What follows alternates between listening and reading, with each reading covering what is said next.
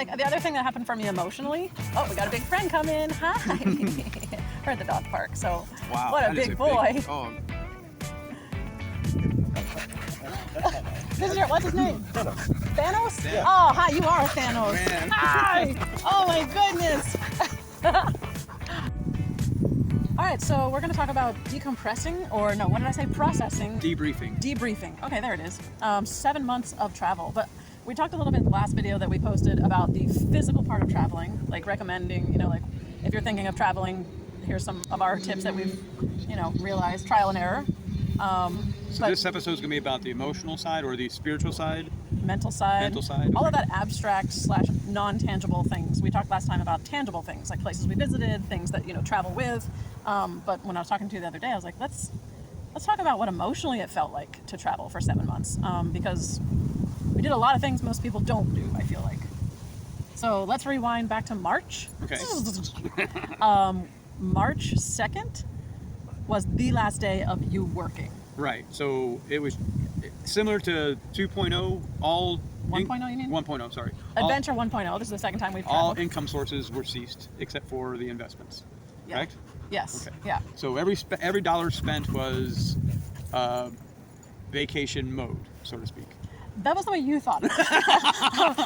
And I mean, I feel like sometimes you still say this. I'm like, we're on vacation mode. We can spend whatever we want. Which, I mean, that's never smart ever to just like have an unlimited budget. But what we're going to share, I wouldn't recommend that everyone do it this way. I'm not even going to say we did it the right way.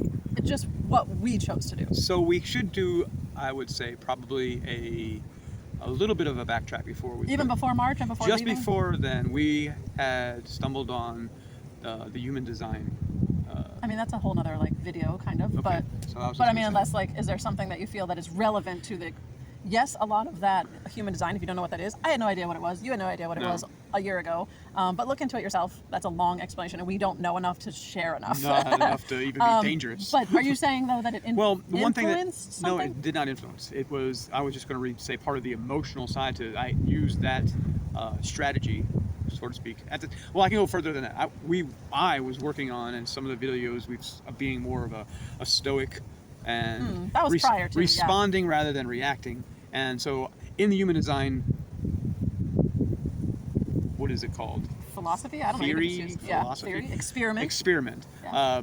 One of the strategies in life is to respond, wait for a response. So, and when things light you up, go. Go. Yeah.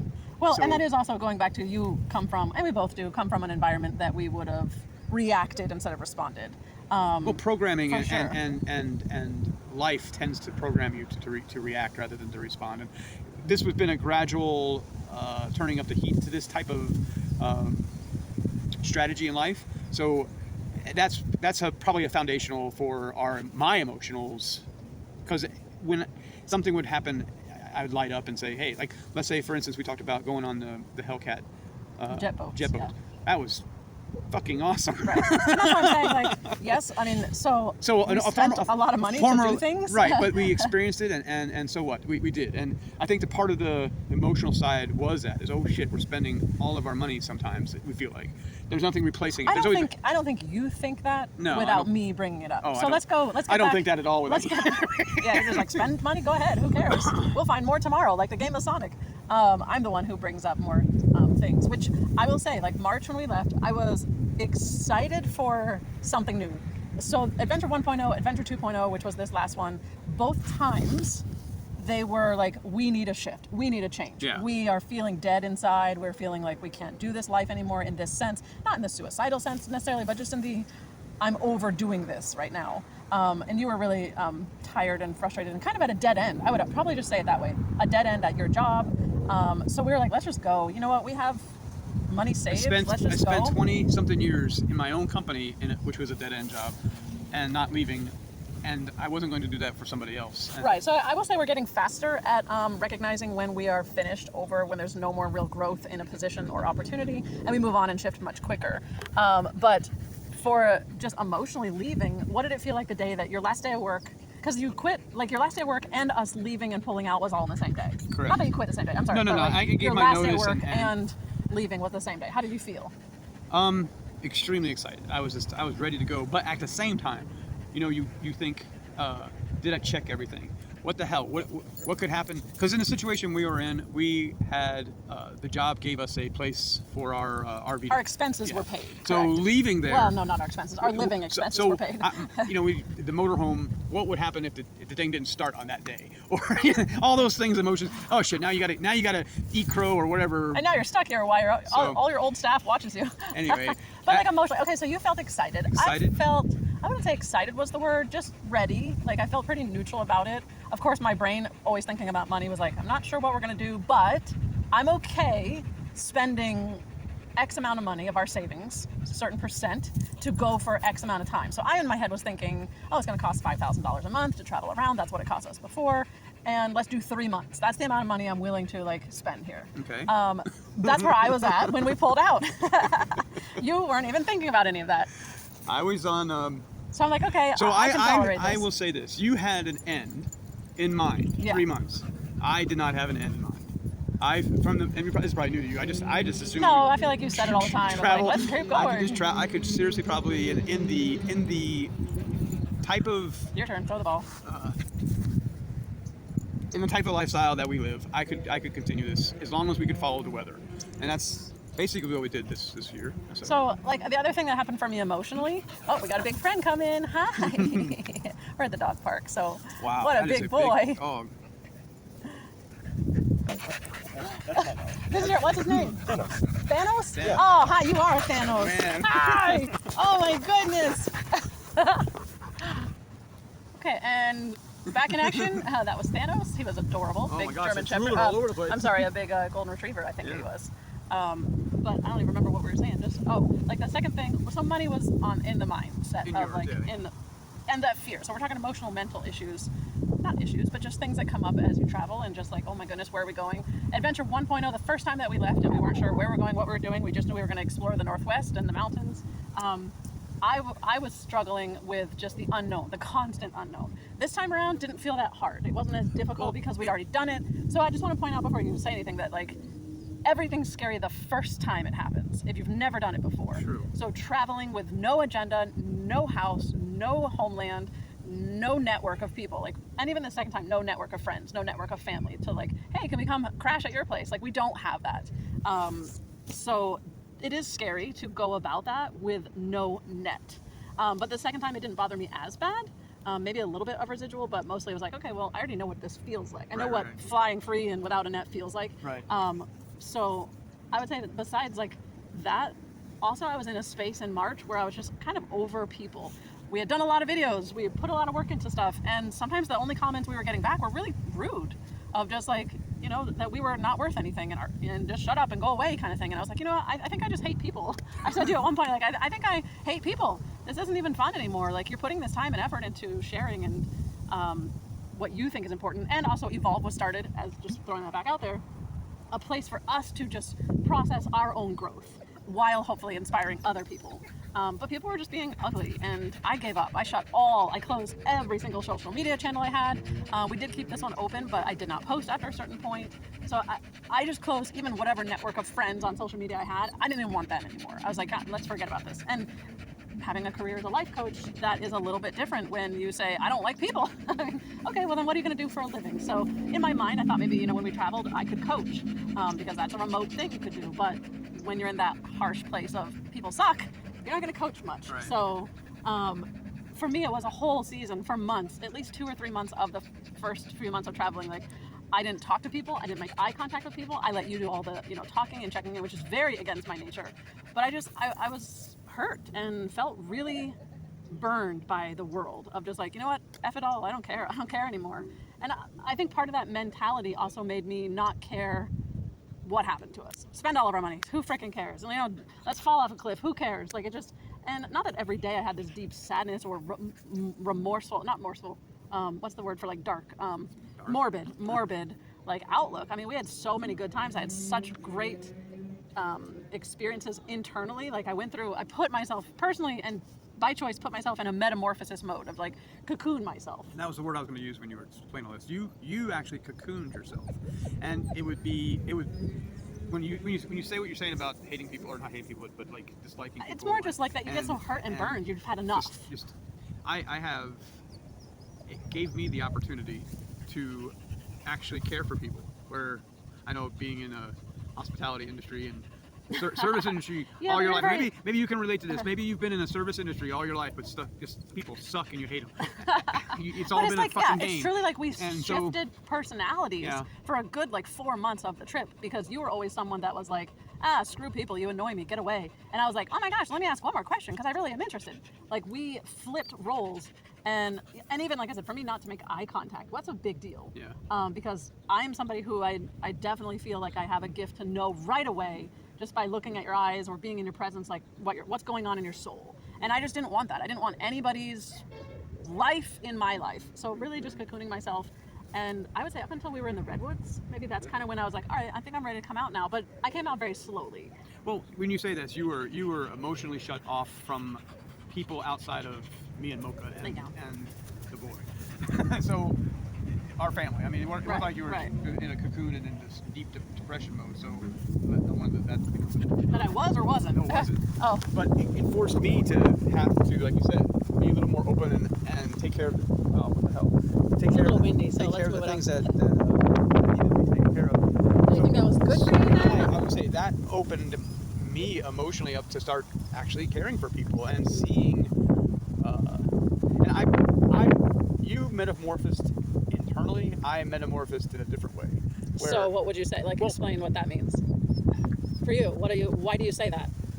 I found out more about me on this trip than I think I've ever learned, as far as because of actually just responding to whether it's either yes or no. Right. And if it is a maybe, then that doesn't mean it's no. It just means it's not a no right now. Yeah, it's a just no like right parenting. now. Yeah. So you just parent and that's basically what I will say, like, I do feel like we both, that we both parented ourselves a lot in this trip than any other time in our life.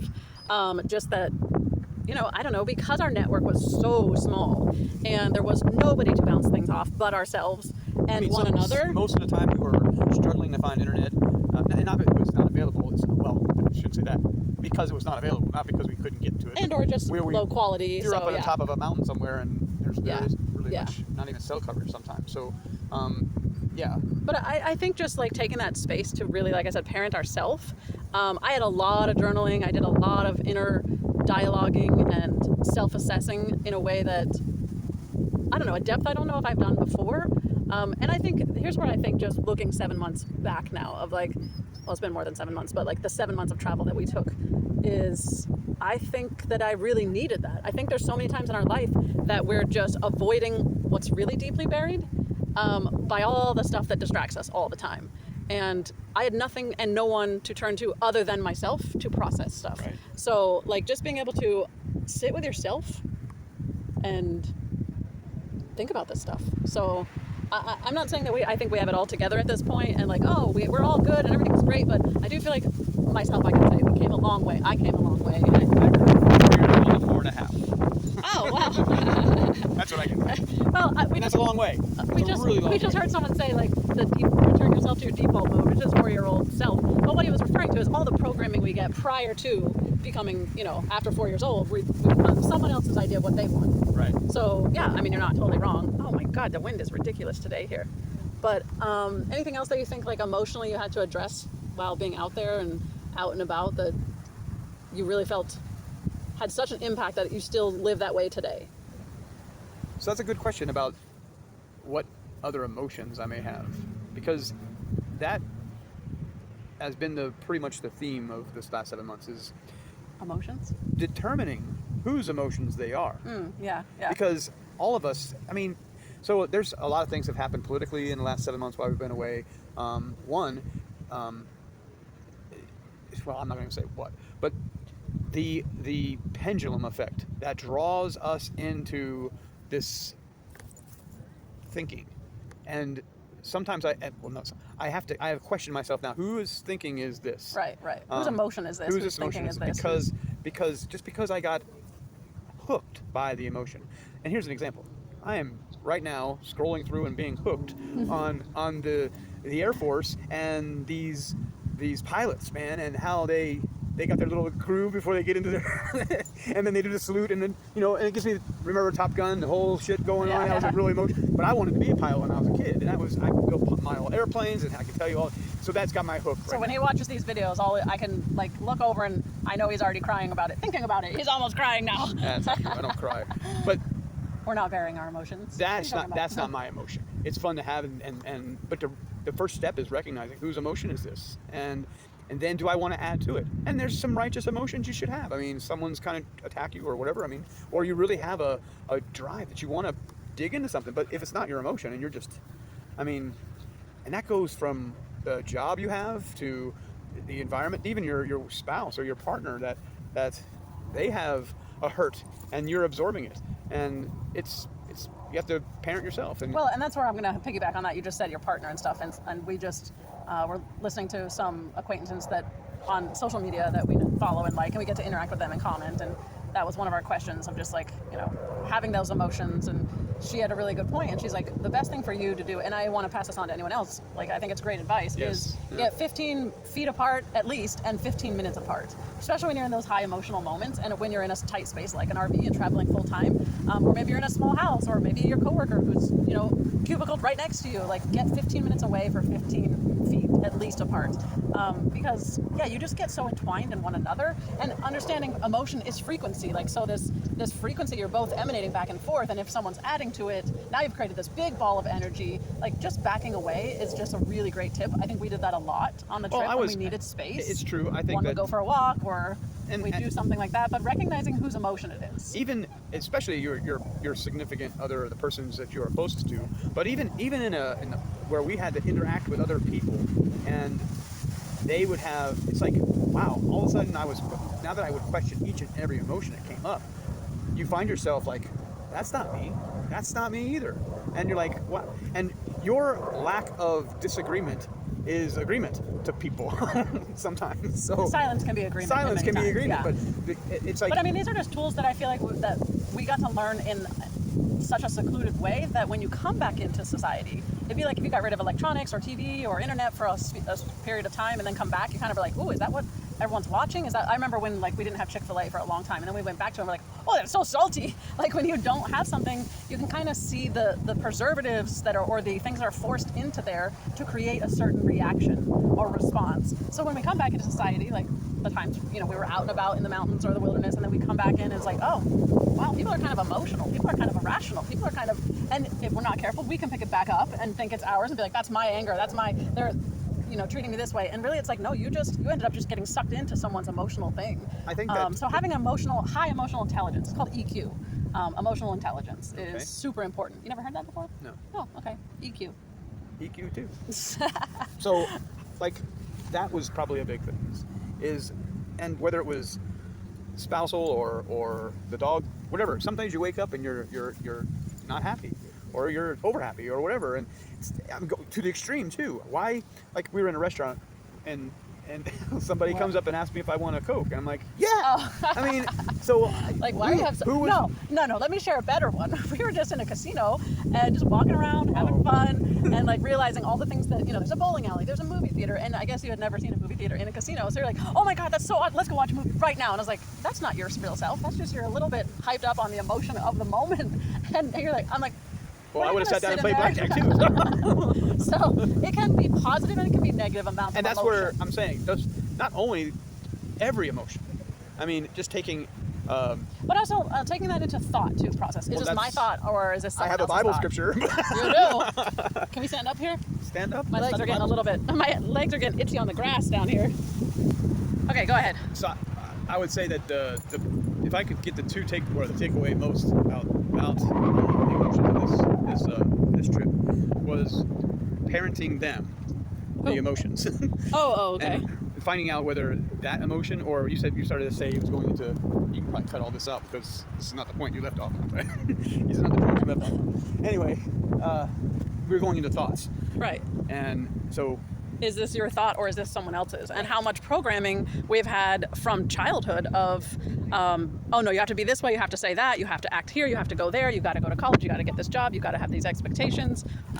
So I don't know, this has been a really huge year for us, being that we started in March, which was only the third month of the year, like, to really focus on just us and no one else. So I'm really proud of the progress we've made.